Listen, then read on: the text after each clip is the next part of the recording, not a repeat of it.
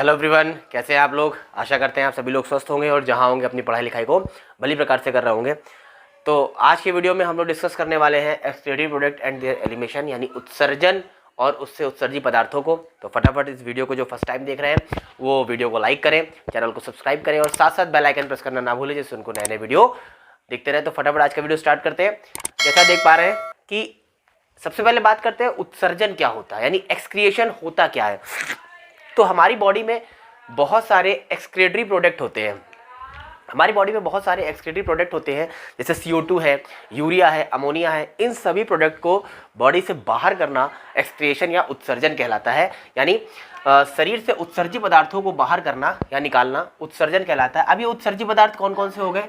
अगर हम उत्सर्जी पदार्थों की बात करें तो उत्सर्जी पदार्थ हो गए NH3 यानी अमोनिया हो गया, ठीक है। उसके बाद यूरिया हो गया, ठीक है, यूरिया हो गया। साथ साथ CO2 हो गया, जो क्या है एक उत्सर्जी पदार्थ है, जो कि हमारी बॉडी से अगर बाहर नहीं होगा तो टॉक्सिक एलिमेंट है। अगर ये बाहर नहीं होगा तो क्या होगा, हमारे बॉडी में विभिन्न प्रकार की बीमारियां हो जाएंगी। साथ साथ उत्सर्जी पदार्थ के आधार पर जीवों को कई भागों में वर्गीकृत भी किया गया, यानी जो उनका एक्सक्रीटरी प्रोडक्ट होता है उसके बेस पर जो ऑर्गेनिज्म है उनको डिवाइड किया गया है। जैसे देख सकते हैं, सबसे पहला है अमोनिया उत्सर्जी, जिनको अमोनोटेलिक बोलते हैं। तो जो बात करते हैं अमोनोटेलिक है कौन, यानी ऐसे जीव जो अपना उत्सर्जन अमोनिया के फॉर्म में करते हैं, यानी organism who excrete their product in the form of ammonia is called ammonotelic. यानी जो उत्सर्जन करते हैं अमोनिया के रूप में उत्सर्जन करते हैं, उनको हम लोग बोलते हैं बेटा अमोनोटेलिक। क्योंकि अमोनिया जो है वो हाईली टॉक्सिक एलिमेंट है, सबसे ज़्यादा जहरीला पदार्थ है और जिसको बॉडी से बाहर निकालने के लिए बहुत ज़्यादा पानी की आवश्यकता होती है। अगर हम बात करें यूरिक अम्ल की, तो यूरिक अम्ल सबसे कम टॉक्सिक एलिमेंट है, इसको बाहर निकालने के लिए पानी की बहुत कम आवश्यकता होती है। तो इस तरीके क्या है, अमोनिया के रूप में जो उत्सर्जन होता है उसको अमोनोटेलिक बोलते हैं, ठीक है।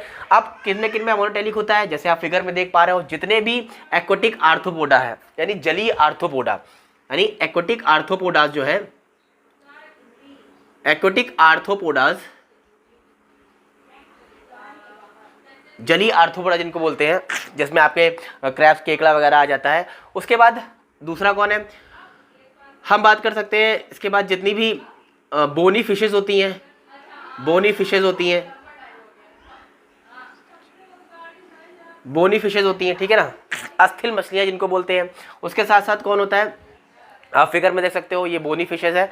इसके बाद क्या होता है, इसके बाद अगर हम बात करें तो जितने भी आपके टर्टल होते हैं, है ना, टर्टल यानी कछुए होते हैं, फिगर में देख सकते हैं, वो भी क्या होते हैं, अमोनोटेलिक होते हैं। क्योंकि ये सब एक्वाटिक एनिमल है और ये क्या करते हैं, ये अमोनिया उत्सर्जित करते हैं। क्या करते हैं, अमोनिया उत्सर्जित करते हैं। अब बात करें यूरिया उत्सर्जी की, तो ऐसे ऑर्गेनिज्म या ऐसे जीव जो अपना उत्सर्जन यूरिया के रूप में करते हैं, यानी organism who excrete their product in the form of urea is called uricotelic. यानी ऐसे जीव जो उत्सर्जन यूरिया के रूप में करते हैं, किसके रूप में करते हैं, यूरिया के रूप में करते हैं, रूप में उत्सर्जन करते हैं, उनको हम लोग बेटा बोलते हैं यूरिया उत्सर्जी। अब यूरिया उत्सर्जी कौन कौन हो गया, सबसे पहले हम बात कर लेते हैं इसमें ह्यूमन की, यानी जितने भी मैमल्स हैं ह्यूमन वो हो गए, ठीक है। उसके साथ साथ फ्रेश वाटर फिशेज, जो फ्रेश वाटर फिशेज होती है जैसे रोहू वगैरह, वो हो गई, ठीक। इसके अलावा वयस्क यानी एडल्ट फ्रॉग। अब हमने एडल्ट फ्रॉग जैसा फिगर में देख पा रहे हो, एडल्ट फ्रॉग क्यों कहा, क्योंकि जितने भी टैडपोल हैं, टैडपोल यानी जो फ्रॉग के टैडपोल होते हैं, वो टैडपोल कैसे होते हैं, वो अमोनोटेलिक होते हैं, वो अमोनिया उत्सर्जित करते हैं। लेकिन जितने भी यूरिया उत्सर्जी हैं, जैसे कौन कौन हो गया, ह्यूमन हो गया, हम लोग फिगर में देख सकते हो, एडल्ट फ्रॉग हो गया यानी मेढक हो गया, फ्रेश वाटर फिशेज, जो फ्रेश वाटर फिशेज है वो भी क्या होती हैं, अमोनिया उत्सर्जी होती हैं। इसके अतिरिक्त अगर हम बात करते हैं यूरिक अम्ल उत्सर्जी, अब यूरिक अम्ल क्या होता है, यूरिकोटेलिक होता है। ये इसको बाहर निकालने के लिए बहुत कम पानी की आवश्यकता होती है। तो organism who excrete their product in the form of uric acid is called uricotelic. तो ऐसे जीव जो यूरिक अम्ल के रूप में अपना उत्सर्जन करते हैं, किसके रूप में, यूरिक अम्ल के रूप में, यूरिक अम्ल के रूप में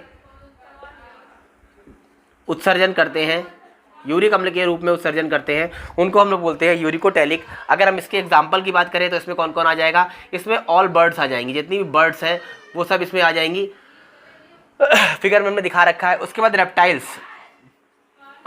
जितने रेप्टाइल्स हैं वो रेप्टाइल्स भी क्या होंगे इसमें। और इसके साथ साथ जो डेजर्ट एनिमल है, कुछ जो लोअर डेजर्ट एनिमल है वो भी क्या होते हैं, यूरिक अम्ल के रूप में उत्सर्जन करते हैं। यानी ऑल बर्ड्स हो गए एंड रेप्टाइल्स हो गए। जैसा आप फिगर में देख पा रहे हो, बर्ड्स हैं, रेप्टाइल्स हैं, ये क्या है, ये है आपके यूरिक अम्ल उत्सर्जन। यानी इस तरीके से हमने यहाँ पर डिस्कस किया कि यूरिया क्या है, सॉरी उत्सर्जन क्या है, और उत्सर्जन के आधार पर जीवों को कितने भागों में विभाजित किया गया है। इसके बाद हम लोग डिस्कस करेंगे मनुष्य के उत्सर्जन तंत्र को। तो फटाफट इस वीडियो को या तो स्क्रीनशॉट ले लीजिए या इसको आप कॉपी पर नोट कर लीजिए।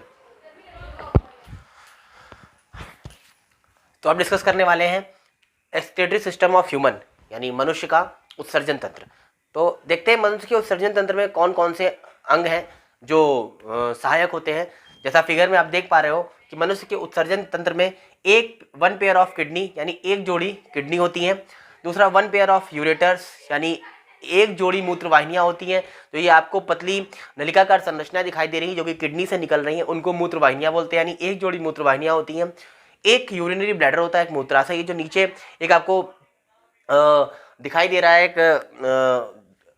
सैक लाइक स्ट्रक्चर या बैग लाइक स्ट्रक्चर दिखाई दे रहा है, या ब्लैडर की तरह का जो संरचना दिखाई दे रही है, उसको हम लोग क्या बोलते हैं, यूरिनरी ब्लैडर। और दूसरा जो होता है, एक होता है यूरेथ्रा, यानी मूत्रमार्ग होता है, जो सबसे अंतिम होता है मूत्रमार्ग। यहाँ से क्या होता है, यूरिन बाहर की ओर निकलती है। तो इस तरीके से मनुष्य के उत्सर्जन तंत्र में ये सारे अंग होते हैं। अब अगर हम किडनी की बात करें, तो जो किडनियाँ है बेटा वो एक पेयर होती है, और जो हमारी बैकबोन है उसके दोनों तरफ होती हैं।